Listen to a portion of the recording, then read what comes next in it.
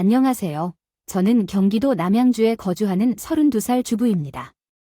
결혼 생활에는 누구나 한두 번의 어려움이 찾아올 수 있다고 합니다. 하지만 저의 경우에는 시어머니와 시누이 때문에 특히 어려움을 겪었어요.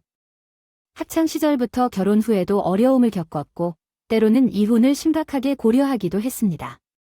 제 시부모님의 이야기를 들어주실 수 있나요? 제 아버지는 가정의학과 의사이시고, 어머니는 상학과 교수였습니다. 어머니의 피를 이서받은 것인지 어릴 적부터 음악에 소질이 있었어요. 대학교에서는 피아노를 전공하여 음대를 함께 했습니다. 진학했어요. 음악은 제 삶에서 떼어 놓을 수 없는 존재였거든요. 문제는 그런 저에게 동갑내기로 생각할 수밖에 없던 라이벌이 있었다는 것입니다. 그 아이를 알아본 건 고등학교 때였는데요. 저희 어머니가 독일의 대학에서 교환교수로 임명되셔서 독일에서 학교를 졸업한 후 저는 고등학교 1학년을 마친 후에 한국으로 돌아와서 입학하게 되었습니다. 다녀온 예술고등학교는 한국에서도 손꼽히는 유명한 학교였고 독일에서 다양한 음악제에 나가 성과를 거둔 경력을 통해 무사히 입학하게 되었죠. 그리고 매우 능수능란한 학생들이 선발되어 협연 무대에서 활약할 수 있었는데 행운의 여정으로 피아노 부문에서도 영예로운 선정을 받기도 했습니다. 고등학교 졸업을 앞둔 마지막 자리에 딱 한 번, 그 아이가 나를 돋아주듯 협의한 연주자로서 써보려고 합니다. 태어나서 동갑 친구들 사이에서 피아노를 친 적이 없던 나에게 그는 신선한 충격이었습니다.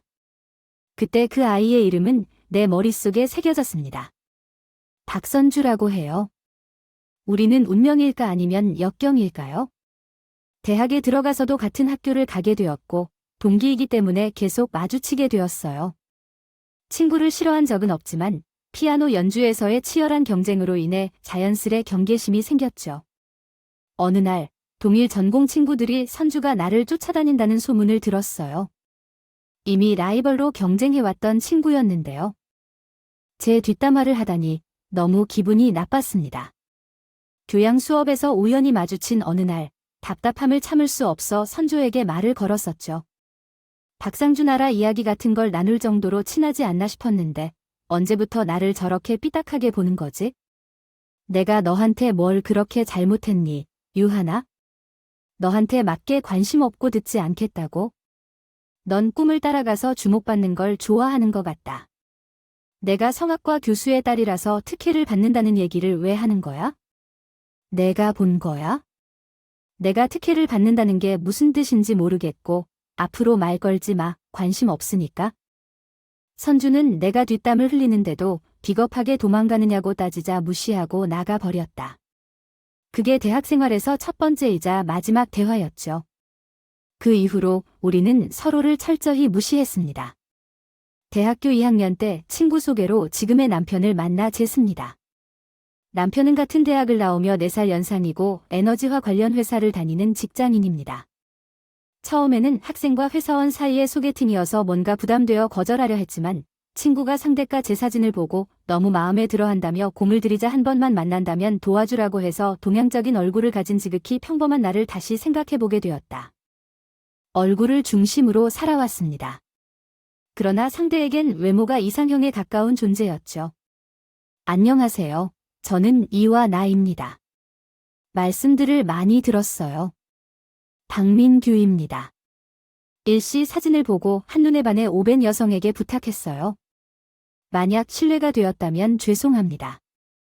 무엇이라고 불러야 할까요? 호칭이 일민규 씨라고 해도 될까요? 네, 모두 괜찮습니다. 민규 씨든 민기 오바든 뭐든 대로 불러주세요. 소개 등을 처음부터 해야 하는 일은 아닌데 상대방이 너무 긴장하고 떨고 있어서 저도 같이 떨립니다. 생각보다 순수하고 저를 많이 좋아하며 점점 마음이 열리는 모습을 보여주고 있습니다. 저희는 교제를 시작했습니다. 서로 공통점이 별로 없어서 처음에는 캐나다가 남자친구들 음악을 좋아하고 특히 클래식에 대해 아는 점이 많아서 시간이 흘러서 둘도 없는 절친처럼 사대 나눌 정도가 됐어요. 오빠는 어떻게 피어나 전공자의 나보다 클래식에 대해 많이 하라 얘기할 때마다 너무 신기해요. 사실 내 동장이 음악 전공에 어릴 때부터 본인 얘기를 하고 다니는 거 질색하는 애라서 말 안 하고 다닌 거였지만 정말 부수 내마 실어만 안 클래식 그런 식이었어요. 그냥 그런 동생이 있는 것처럼 해주어서 신기해요. 그래서 오빠가 그렇게 클래식 음악에 조예가 깊어구나. 딴 엄마가 성악하셔서 뱃속에 있을 때부터 모태 음악. 애니 것들, 나도 어릴 적부터 동생과 음악회를 자주 가서 많이 들었어. 맞아. 내가 오빠 동생 만나보고 싶다고 말했을 때 소개시켜줄 거라고 약속했어. 꼭 다음에 소개시켜줄 테니까 기대해도 돼. 우리 사귄 지 1년 정도 되었을 때 남자친구가 그의 동생에 대해 이야기해 주었어. 그때는 특별히 생각하지 않고 그냥 다음에 소개시켜주겠냐고 말했었지. 어쩌면 일이 벌어질지도 모르는데 너무 천하태평하게 말하고 있었어. 대학 졸업을 앞둔 시기였고 해외 유학을 고려하고 있었다. 그때는 남자친구 없이 제 유학 문제 때문에 고민하고 있었고 언제 이런 상황이 생겨났는지도 모르겠어. 헤어져야 할지 여전히 고민 중이었고 그런데 운명의 장난 같기도 해. 부모님과 독일 여행 중에 본격적으로 논의하던 중에 갑자기 몸에 이상한 변화를 느꼈습니다. 1일에서 오차 없이 정확한 생리주기가 한 달이나 늦어졌던 거였어요. 처음에는 스트레스를 많이 받은 탓이라고 생각해서 그냥 넘겼다가 여자로서의 처음 느낌이 다르다는 생각을 했습니다. 병원에 가보니 임신 8주라고 하더라고요. 좋아해야 할지 난감해야 할지 둘 중 하나를 선택할 수 없었습니다.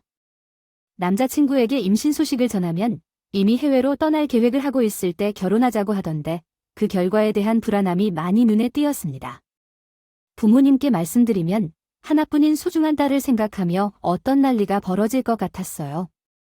아이가 피아니스트로서 밝은 미래를 상상하던 제게 영 이해할 수 없는 사물 같았어요. 그럼에도 불구하고 미룰 수 없어서 남자친구에게 먼저 임신 소식을 전했습니다. 이건 기적이야. 내가 얼마나 신께 빌었는지 몰라. 너 결혼하게 해달라고 빙고를 빙겨버리지만 단 하나 모르겠다고 할 때 인생에서 가장 예상치 못한 일이 터진 거라. 독일에서는 학교랑 연주를 취소시켜야 하고 우리 부모님들은 충격을 받아 알아차릴 텐데 하늘에서 우리에게 천사를 보내준 거라고 생각해요. 우리는 이렇게 되어야 하는 운명이었다는 걸 제2의 의상과도 같게 됐어요. 남자친구의 단결 결혼 계획으로 인해 부모님은 충격을 받아 한동안 기운을 내지 못하셨습니다. 23살 어린 나이에 차 손자를 안겨줄 생각은 꿈에도 못 해보셨는데 배가 더 부르면 결혼식이 더 힘들 것이라는 생각에 양가에서 결혼을 급히 준비하기 시작했습니다. 상견례 당일에는 진정한 경악이 일어났습니다. 시어머니와 예비신랑, 시누이라고 생각하고 있던 세 식구가 참석할 것으로 예상되었지만 인원이 맞춰진 한정식집에서 라이벌인 선주를 만났습니다. 그 옆에는 남자친구가 함께 있었습니다. 손주를 알아내 동생인 박선주와 인사해오는 과정에서 서로를 알아보았기 때문에 아는 사이로 인식했습니다. 진짜 놀랍죠. 너와 성주가 대학 동안을 같은 전공을 공부했다는 사실. 이런 우연이 가능할까? 내가 오늘을 위해 너희에게 비밀로 했던 서프라이즈 직책에 길이 한 가족이 되는 것을 축하해. 남자친구는 너무 설레어서 참을 수 없다는 듯이 기쁘게 말할 때 예비 시어머니와 저의 얼굴은 서서히 무서워져 가고 있었습니다. 아저씨가 우리의 며느리가 될 인연인 것 같아. 어찌하여 이렇게 참으로 생겼을까? 예비 시어머니가 우리 사이로 끼어들지 않았더라면 장례식장과 같은 분위기는 영원히 깨지지 않았을 거예요. 다른 가족들은 무딘 것인지 안 사실처럼 나와 신우는 충격에 얼어서 벌을 내는 걸 모르고 있었어요. 식사 시간 내내 화기애애한 분위기에 영원히 있을 것 같았습니다. 분위기였습니다.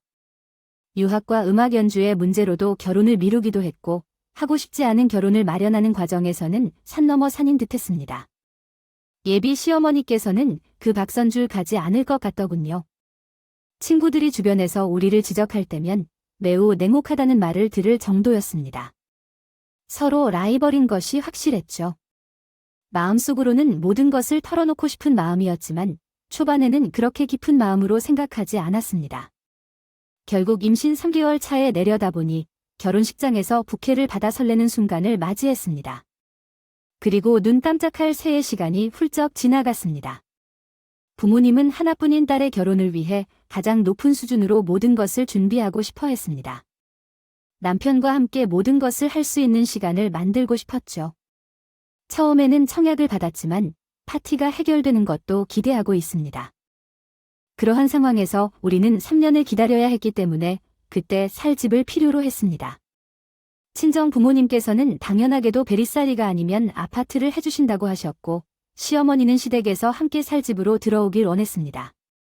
시어머니께서는 저에게 지극정성으로 대해주시고 시댁에서 함께 살게끔 설득을 시도했지만 시아버지 생각에 나서 거절하고 있던 것이었죠. 그러나 뜻밖에도 신우가 독일로 유학을 간다는 소식이 들렸습니다.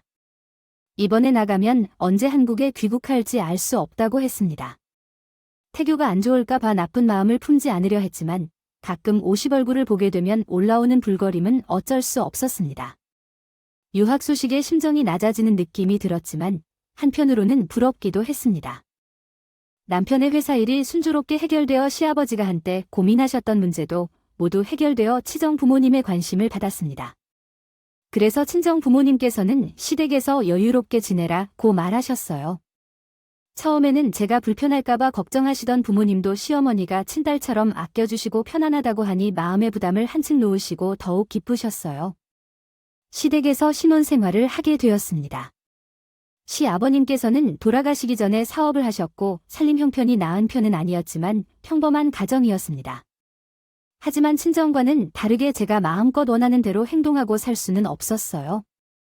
제게는 불편한 부분이 있었지만 크게 문제가 되지는 않았어요.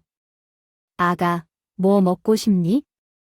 말만 해. 집안일은 내가 할 필요도 없고 태기야만 집중하고 좋은 음식 맛내어 먹고 좋은 것만 봐라. 난 다 해결해 줄 테니까 걱정하지 마. 친애하는 홍 고객님, 신경을 써주셔서 감사합니다. 그게 무슨 뜻이에요? 당신을 침탈하는 것처럼 생각했었다고요? 그러니까 말하지 않아도 돼요. 임신 5달째인 아이를 위해 준비를 하고 주변의 축복을 받으며 행복했습니다. 몸이 안 좋아서 몸살을 하는 것처럼 아랫배가 아파왔어요. 임신 중에 가끔 아프다가도 병원에서 물었는데 아이가 자라면서 자궁이 커지면서 그럴 수 있다고 하셨어요. 그래서 신경 쓰지 않고 넘겼죠. 그러다가 참을 수 없는 고통이 밀려왔고 급히 병원으로 실려갔습니다. 양수가 터지며 아이를 유산했습니다. 출산이나 진통에 대해 무지했고 괜찮을 거라고 참게 하겠다는 게 어들화근이 되었습니다. 뱃속에 있는 아이는 잘못이 있었지만 자연분만으로 낳아야 한다더군요. 아이를 잃은 현실을 받아들이기도 힘들었지만 유산과 출산을 동시에 겪어야 한다는 고통과 충격이 저에게 크게 다가왔습니다. 한동안은 말도 못할 정도의 상태였습니다. 그걸 지켜보는 가족들은 눈물만 흘리고 있었습니다. 친정어머니는 임신과 출산을 경험한 바로 그 시기라서 유산 후 몸조리를 해야 한다고 말리시면서 한동안 나를 친정에 데리고 계셨습니다. 지금은 아픔을 말랐습니다. 하지만 3살짜리도 시간에 젖은 것처럼 괜찮아질 거야. 네 옆에는 내가 있고 아빠도 있고 방에서는 박사님도 계시니까 아무것도 생각하지 말고 엄마 옆에서 푹 자자. 엄마, 우리가 뱃속에 있을 때 너만 없어도 내가 유학도 가거나 연주회에도 참석했을 것 같아. 원망하고 있는 듯한데 그래서 이렇게 우리 곁을 떠난 것 같아 뛰어나 어떻게 해야 할지 몰라 우리의 눈을 보지 못하고 떠날 곳을 마음에 모르게 떠나가서 말로 받은 카드 한 장을 그렇게 생각하지 마세요. 나쁜 마음이 아니에요. 충분히 그렇게 생각할 수 있어. 지금은 너만 생각하고 우리가 이겨내자. 엄마의 손을 꼭 잡아 3개월 동안 남편은 쟤를 위해 출퇴근을 친절히 해주셨습니다. 이대로 그대로 사랑한다고 하는 것 같아요. 제가 자리를 대신해 드릴 수 없어 미안하다고 했어요. 사실 신체적인 후유증보다는 정신적인 충격이 더 컸던 것 같아요. 심한 상실감과 우울증에 시달리며 정신상담도 받았습니다. 그럼에도 다행히 친정 부모님과 남편, 시어머니의 지극한 간호를 받으면서 조금씩 회복하기 시작했고 2년이 지난 후에는 대학교의 시간제 강사로 강의도 시작했습니다. 어느 날 퇴근하고 집에 갔는데 시어머니가 환한 미소를 짓고 제게 말하기를 신우가 돌아온다고 했어요. 3년이 넘는 시간 동안 보지 못했던 신우를 다시 보니 숨이 막히는 기분이었습니다. 어머니 아가씨가 이번 주에 한국에 오신다고 해요. 그래. 얼마 전 연주를 잘 마치고 한국에 왔더니 박사과정을 마치고자 한국에 들어온다더라. 아직 너무 잘 정리되지 않았는지 박사를 마친 후 이 집에서 함께 사는 거예요. 그래서 원래 자기가 사용하던 방으로 내려가서 지내면 된대. 그냥 2층에서 계속 살고 있겠다. 청양 아파트를 기다리던 기간이 끝나서 이사를 가야 할 것 같긴 했지만 중간에 상황 덕분에 그런 시기가 조금 늦어질 것 같았어요. 이사할 집의 내부 공사나 인테리어를 빨리 끝내야겠다는 생각이 들었죠. 저희도 가족들과 함께 이전과 같이 정원에 앉아서 살 수 없다는 생각은 하고 있었지만 아직 마음의 준비가 안 돼 있어. 됐다고나 할까요? 아가 지금 일하는 중이니 많이 바빠요. 오전 일 끝나고 저녁 약속이 있는데 그 전에 틈이 있어요. 어머님, 무슨 일이세요? 오늘은 선조 오는 날이라 너가 공항에 픽업가 줄 수 없을까요? 내가 급한 일이 생겨서 못 갈 것 같아요. 민규가 회사 일 때문에 바빠서요. 그래요. 언제 도착하시나요? 3시간 정도 뒤면 도착할 것 같아요. 너무 급하게 말하시면 어떡하죠? 어머님, 나도 이런 상황이 될 줄 몰랐어요. 부탁 좀 해도 될까요? 아가씨, 훈장 울 수 없는데 더는 몇 년 만에 들어온 사람한테 그런 말을 하지 마세요. 남도 아니고 가족인데요. 알겠어요. 제가 할 거예요. 시어머니와 남편 모두 일이 있는데 더 이상 거절할 수 없었어요. 자의적으로 간 게 아니었지만 이번 기회에 좋게 지내보자는 마음으로 마음 먹었죠. 엄마가 말하지 않았지만 지금 피아노 리사이틀에 이어서 갈러가 오늘 일일 매니저로 임명되었다고 들었어요. 부수적인 말이지만 3년 만에 만나서 인사도 없이 대뜸 이런 매니저 역할을 맡긴다는 게 어쩜 감사하지 못할 정도로 놀랍군요. 이 모든 것에 대해 나도 모르겠지만 결국 콘서트 홀에 혼자 가게 됐네요. 제가 일가 거주지에서 오거나 어머님과 오빠가 바쁘시다고 해서 대신 참석하게 되었어요. 어차피 난 상관없으니까 함께 가요. 항구에서 울기 쉬운 성격이 귀찮지만 난 운전기사도 아닌데 누가 그래요? 난 가족이라고 인정받은 적이 없잖아요. 없어. 그런 말 하고 싶니? 됐어. 그냥 가자. 신우는 이 세상에서 제 기분을 나쁘게 할 수 있는 방법을 가장 잘 알고 있는 사람이었습니다. 한 박자 숨을 들이마시고 마음 가라앉혀서 운전을 했어요. 주차하고 콘서트 롤러와. 지금 시간이 5시야. 아, 나 저녁 선약이 있어서 가봐야 해. 약속 시간이 7시야. 너가 내 리허설 보조하라고. 지도 교수님과 제자들이 1달 전부터 약속이라 파기 못해.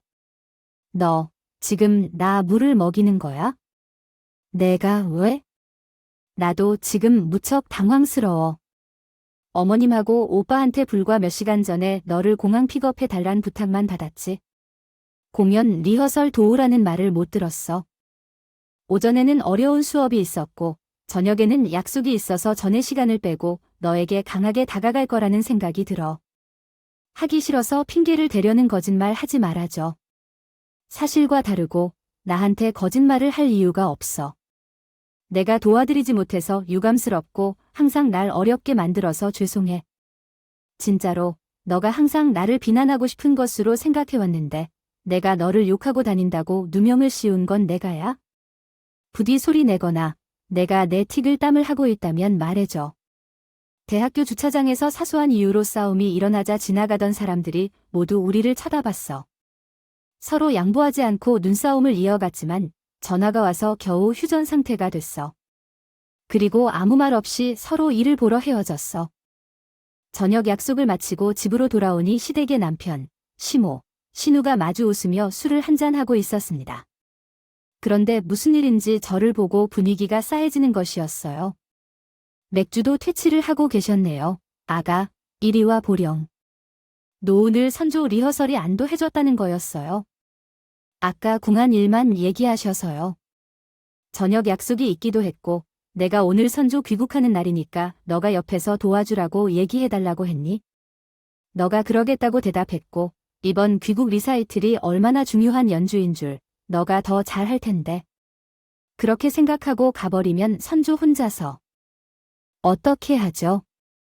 그럼 처음부터 또 무엇 때문에 오겠다고 말해야겠죠.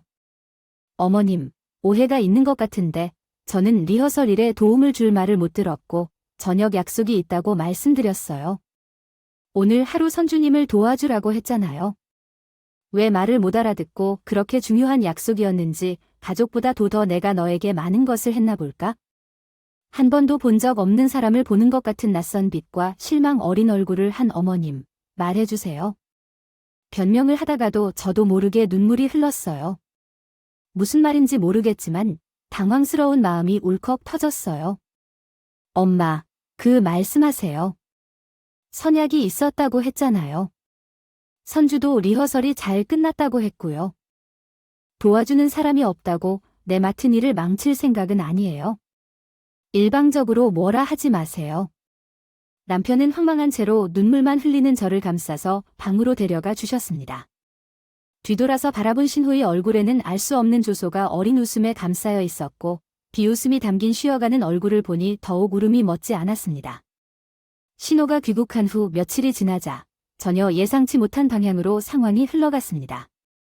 그러던 중 양쪽 손가락 관절염이 더 심해져서 제가 뭘 하기 힘들어졌어요. 병원에서도 반드시 쉬라고 다시 한다. 그래서 너가 집안일 좀 나 대신 해야겠다고 했어요. 괜찮겠지?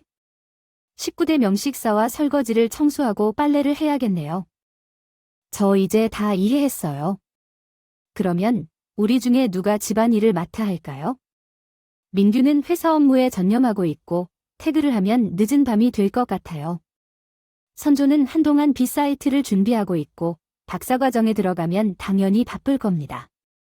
너는 학교 강사로서 일주일에 한 번씩 남는 시간에 잠깐 휴식이 필요하죠. 나는 집에 대부분 시간을 보내는데 이 일이 가장 적합해 보이네요. 그런데 갑작스럽게 이 모든 일을 다 할 수 있을까요? 나는 집안일을 전혀 해본 적이 없어요. 지금 배워도 늦지 않을까요? 너도 아이와 남편을 돌보려면 여러 가지 일을 알아야 할 텐데요. 각자 시간 되는 대로 각자의 일을 하는 것은 어떨까요? 나는 매번 이 모든 일을 하기 부담스러워서요. 어머니도 대가족 집안일을 내게 떠넘기지 않으셨고 결국 내가 하면 되지 않을까요? 명희가 요청을 해서도 힘듭니다. 민규가 말했기 때문에 내일부터 3개월 동안 미국 연수 출장을 다녀올 것이라고 합니다. 그러니 그동안 가사 일은 3명이서 처리하면 될 겁니다. 저는 옆에서 도와줄 테니 해보세요. 시어머니가 건강이 안 좋아서 일을 못한다고 하더라고요. 더 이상 거부할 수 없어서 그렇게 하겠다고 했어요. 그 밤 남편이 물어와서 금방 미국에서 돌아올 테니 걱정하지 말라고 했는데 혼자 남겨진 적진의 기분이 듭니다. 그 생각만 해도 끔찍한 3달의 시간이 시작되었어요. 말은 좋았지만 이제 일하는 강사였습니다. 레슨과 수업을 위해 일주일에 5일 이상 준비하고 일해야 했어요. 그런데 시어머니와 한 약속 때문에 계속되어야 했습니다. 음식부터 청소까지 집안일을 소홀히 할 수 없이 했습니다. 그중 가장 끔찍했던 일은 신우가 해야 했던 일들을 대신 해주어야 했던 것이었습니다. 그것은 방 청소와 속옷 빨래도 포함되었습니다. 그리고 날이 갈수록 강도가 심해져서 몸이 안 좋아서 반신욕을 하기 위해 따뜻한 물을 바닷소일에 넣고 아로마 향초를 켜달라고 했습니다. 전담 하녀가 없었기 때문에 시어머니는 무척이나 복합적인 존재로 보였습니다.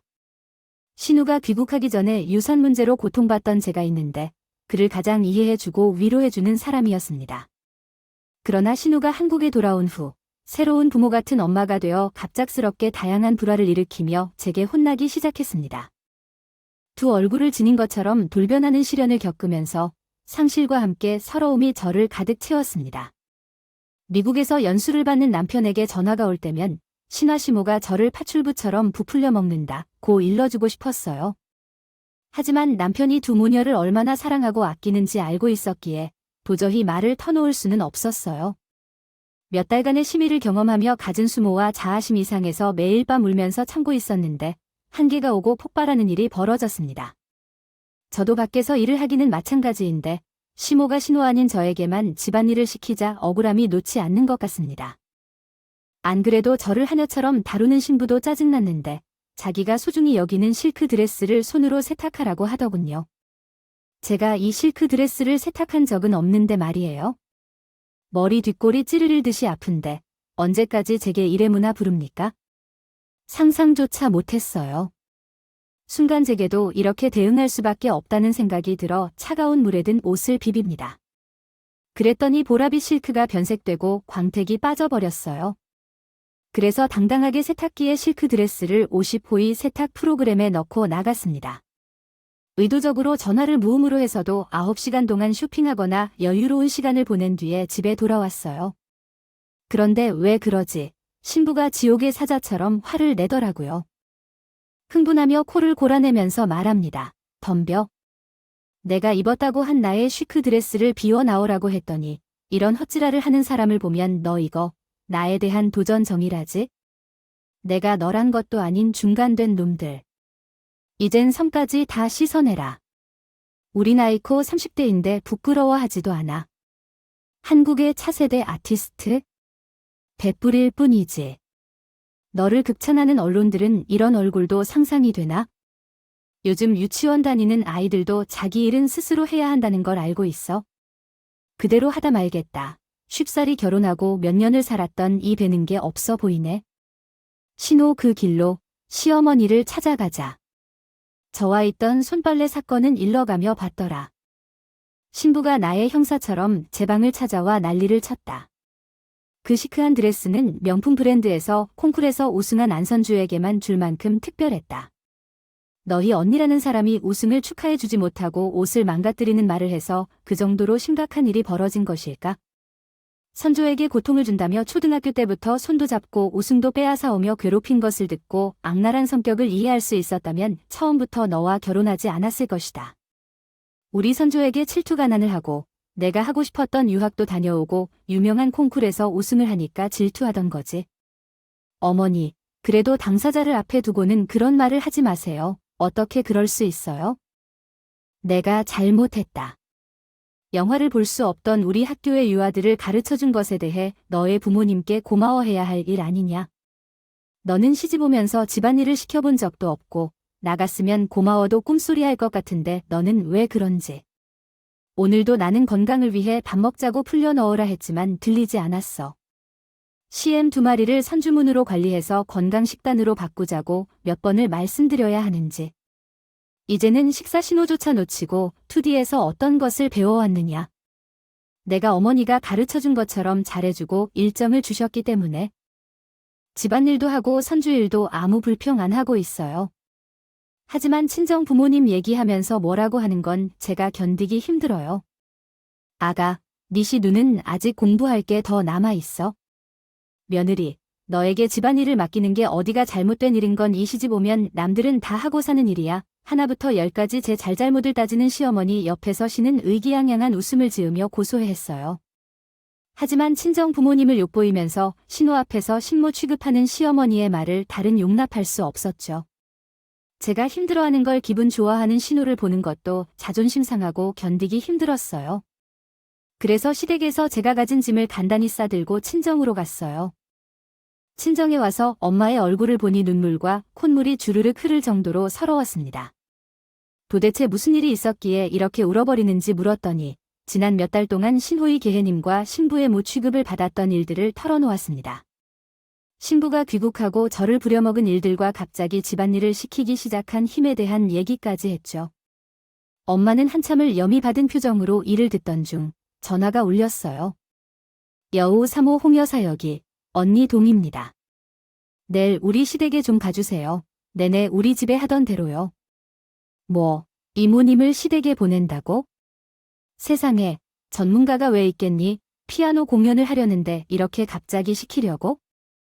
이날, 여태 꽃손에 물 한 방울 안 묻히고 귀한 열화를 하려는 것이었죠. 기우 넣어야. 그렇게 집안일을 할 사람이 필요하다면 사람을 보내주면 되지 않겠니? 엄마가 다 알아서 할 테니까 아무 걱정 말고 이제 건강 회복하고 돋아났더니 무슨 고생을 시켜. 박사가 미국에서 오려면 몇 주나 걸리냐고 했대. 그냥 여기 있어. 다시 시대 때 생각 말고 바로 남양주. 아, 아까 전화 끝나는 다 리사야? 그래도 될까? 어머니가 또 나한테 뭐라고 하면 어떻게 해야 할지 모르겠어. 하나야. 어느 자식이든 부모에게는 금쪽 같은 사람이야. 너 기죽을 필요도 없고 엄마가 그렇게 만들지도 않을 거야. 그냥 아무 생각 말고 푹 쉬어. 먹고 싶은 거 없어? 아무튼 사이가 시달려서 그런지 얼굴이 지겨워 보여. 반쪽이 되었네. 걱정 끼쳐들을까봐 불안해서 친정을 안 찾아왔던 건데 든든한 지원군이자 제 편이 부모님 품에 오니 그렇게 행복하고 편할 수가 없었어요. 다음날 시댁으로 오시는 가정에서 이모님도 함께 오셨고 예상대로 시어머니는 흥분해서 전화를 했습니다. 제가 챙겨나가서 집을 떴는데 몸이 안 좋아서 한동안 친정에서 머물 것 같아요. 지금 누구 허락을 받고 이렇게 한 건가요? 어떻게 상의도 없이 자기 맘대로 이렇게 할 수가 있어요? 그리고 가정부 아주머니를 왜 보냈어요? 어머니, 딸만 귀한 딸이 아니에요. 저도 우리 집에서 귀한 딸이에요. 오늘은 제 엄마가 가정도 임원으로 나간 걸 구요 다음부터 가정부가 필요하신 게 거면 어머니 돈으로 직접 고용해서 써주셨으면 좋겠어요. 너 어디서 그런 행동 배웠어? 당장 치우고 말해. 아니 어머니 가게에서 이렇게 나오시면 정말 안 좋은 생각이에요. 뭐라고? 너 이렇게 막무가내로 충돌하느라 이렇게 크게 할 말이실 생각이니 저는 더 이상 할 말이 없는 것 같아 전화를 끊었습니다. 제가 엄마적으로 전화를 받지도 않을 거라 알았는데 어머니는 화가 머리끝까지 났는지 다음날 일찍 찾아오시기까지 했습니다. 사돈 오셨네요. 말씀드릴 것이 있는데 마침 찾아오셨습니다. 잘 되었네요. 하나가 건강이 많이 안 좋은 것 같아서 한동안 제가 데리고 있으려고요. 시댁에서는 매일 집안일과 신호 뒷바라지에 여태껏 신경한 정제도 먹던 애가 어떤 식으로 그런 일을 하면서 버틸 수 있었을까 궁금해지네요. 사부인이 이런 섭섭한 말씀을 하셨네요. 집안일을 시켰다니요. 제가 간절히 쉼을 원해서 대신 일 좀 부탁한 건데요. 목욕 주기, 음식 준비, 빨래, 청소, 식당 관리 등 모두 맡기기에는 매니저도 없는데요. 사돈님이 한테 하는 일이 1점짜리라고 하셨다고요? 저는 선주 이 자리를 불러야 할까요? 따님에게 이야기해야 합니다. 아니요, 약속하신 것이 있잖아요. 어떻게 그런 말씀을 하시나요? 체벌은 크거나 안 됩니다. 먼저 약속한 것을 지키는 것이 중요합니다. 한 알의 며느리가 아니라 친딸려 김에 평생 아껴주신다고 하셨습니다. 제 딸을 위해 당신의 딸을 위한 들러리를 세우는 게 아니지요. 제가 지금까지 어떤 심정으로 사동 처녀들의 뒷바라지를 했는데요. 은혜를 입었다고 하면서 몇 년이 지난 후 딸이 잘 나가니까 보이지 않나 봐요. 사돈이 자녀를 탕 치지 않으셔도요. 약속을 지키는 신념이 없으시고 행동이 일관되지 않으신 분이시군요. 저의 행동을 두고 어떻게 나올지 지켜봐 주세요. 저의 박사 방법이 이혼을 촉구할 예정입니다. 부족한 이유 없이 살았으면 하는데 넘치게 짜도 하나뿐인 자식인데 남편과 시댁 식구들을 사랑하는 본인은 굳이 고생을 마다하지 않는다고 하지만 본인 선택을 존중했습니다. 하지만 제 딸을 식모로 대하고 없이 벽이 마시면 그쪽 딸도 업신여겼다고 해요. 엄마와 시어머니는 제가 모르는 약속을 한 듯이 보였어요. 신혜인 선주의 유학과 음악 활동에 도움을 주신 분도 계셨죠. 시어머니는 제 앞에서 화를 내고 큰 소리를 지르던 모습이 단만년 엄마 앞에서는 무릎이 땅이라도 닿을 듯한 모습으로 비굴하고 저자세를 취했습니다. 아가, 말해보렴. 이혼은 이 말도 안 된다. 아니지. 예전에는 말도 안 된다고 생각했겠지만 지금은 솔직히 모르겠어요. 요 아이언 대해 생각은 해보려고요. 특히 어머님이 저랑 있을 때랑 다른 사람과 있을 때 다르시고 50이 뒷바라지 시키시니까 진지하게 고민해볼 예정이에요. 우리 계속 오해할 만한 말을 만들 이 시집살이라니 훅힌 단어 사돈. 제 딸한테 위로되는 말들을 삼가세요. 언성을 높이지 말아주세요. 제 딸 앞에서 꼭 말할 거예요. 엄마가 너희 시어머니와 약속했다. 너희 신유아기랑 활동 지원 자금을 주는 대신 너한테 잘 해주기로 했다고. 엄마가 선주를 도와주신다고요? 왜요? 너희 시어머니가 너희 결혼하자마자 찾아와서 선주 독일 유학을 가려고 준비 중이신데요. 돈이 부족하고 중학교에서 도움을 받아주지 않아서 도와달라고 요청했어요. 제가 근무한 회사에서 도와주실 의향이 있었고 부인에게 부탁을 드렸지요. 그러나 학교 측이 다 알아내면 충선주에게는 말하지 말라고 했어요. 제 딸이에게 아무런 말을 하지 말라는 제안은 없었습니다. 선주가 알게 된다면 자존심 상해하여 계획을 취소하고 다른 방법을 모색하게 될 것 같아요. 제가 선물했던 가족과 관련된 것도 그렇게 바랍니다. 하지만 재단에서 시집살이를 한 신우가 질투를 한다는 것을 이미 알고 있습니다. 누가 누구에게 질투를 하는지 모두가 알게 될 때 열등감이 있는 것 아닌가요? 앞으로 언젠가는 다 알게 될 것입니다. 서점 뒤에 제 딸에게 원래 감이 그렇게 돼요. 이 날은 1년 전의 만남입니다. 그때는 가만히 있던 사람도 아니고 호머는 이미 일어난 일이고 지난 일이에요. 참아주세요.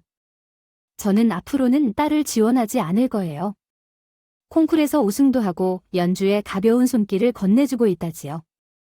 알아서 잘 하시면 되겠네요. 너는 이런 생각을 진지하게 고려해봐야 해. 그리고 오빵국이 들어오면 얘기해 볼 거예요. 4주 전에 송신했던 말씀입니다. 제가 생각이 짧았었죠. 그럼 끝까지 쉽게 포기하지 않고 호탓을 생각해 주세요. 그리고 이 모든 것들을 다시 생각해 주셨으면 합니다. 앞으로 이런 일 얼굴 보는 일 없기를 바랍니다. 돌아가 주세요. 멀리 안 나가겠습니다.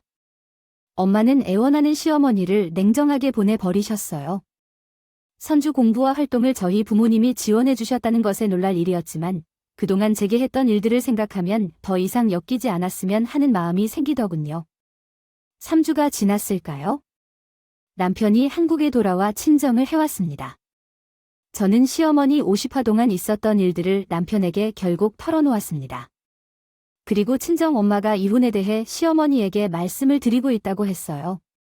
남편은 마른 하늘에 날벼락을 맞은 것처럼 당황했죠. 하나야, 나는 그런 일이 있었는지도 몰랐어. 왜 여태껏 나한테 얘기를 안 했어? 전화라도 줬으면 했는데. 그렇게 심하게 우는 거도 몰랐어. 어떻게 그런 일을 하면서 당신의 자존심을 상하게 하고 고생시켰는지. 미안해. 내가 그들을 대신해서 사과할게. 그래도 이 의원의 최종 결정은 내가 정하지 않을 거야. 나는 누구보다도 당신을 사랑한다는 걸 알잖아. 한 달 뒤에는 총회 아파트의 공사도 끝나고 우리 둘이서 잘 살 거야. 당신 마음이 풀릴 때까지 엄마랑 선절을 하라고 보지 않으려 해. 부탁이야. 용서해줘. 나한테 쉽게 시키는 것을 왜 어렵게 하니까? 그 문제는 너무 난해해. 오빠에게 어머니로 깨서 어떻게 어머니의 뒷담화를 하시나요? 이간질을 유발하는 것도 아니고 상조의 일도 많이 모욕적이었고 힘들어해서 투쟁이 보기만 해도 힘들었던 것 같아요.